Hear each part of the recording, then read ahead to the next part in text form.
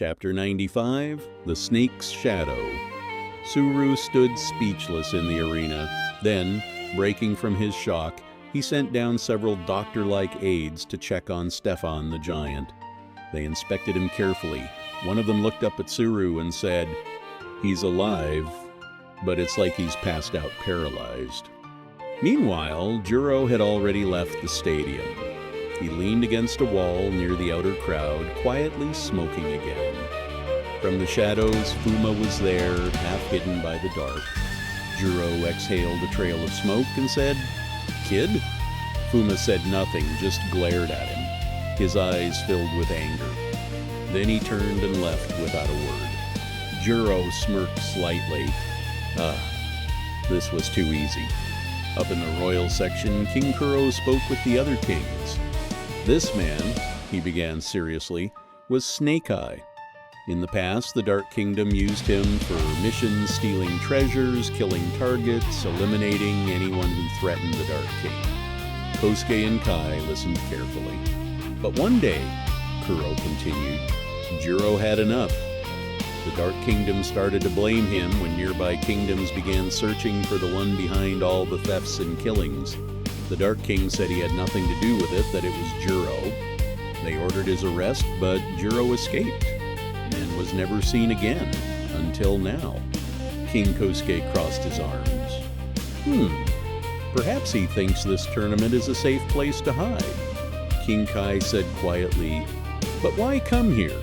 Does he really want to fight against the conquerors to protect Earth?" Kuro shook his head. "I don't think so."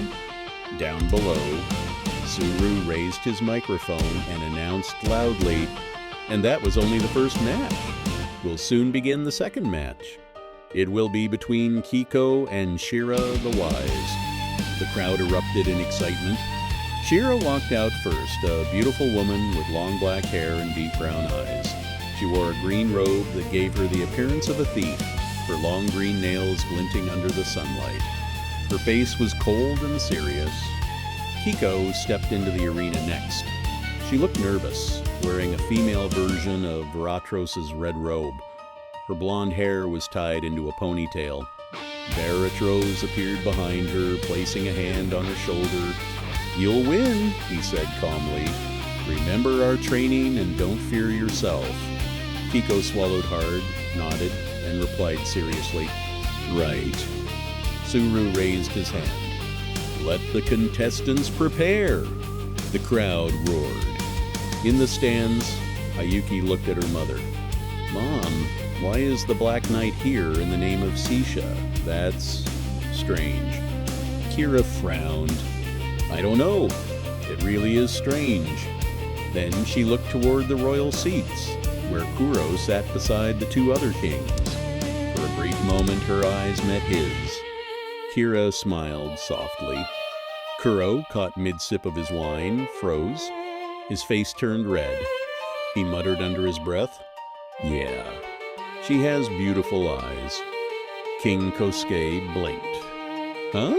You think Veratros is pretty?" Kuro instantly spat out the wine, coughing as the other two kings stared in shock. King Kai laughed. "Seems the wine is too strong for you, my friend." The two kings burst into laughter. Meanwhile, far below, Kira, blushing furiously, turned away and awkwardly began playing with Aisha to hide her face.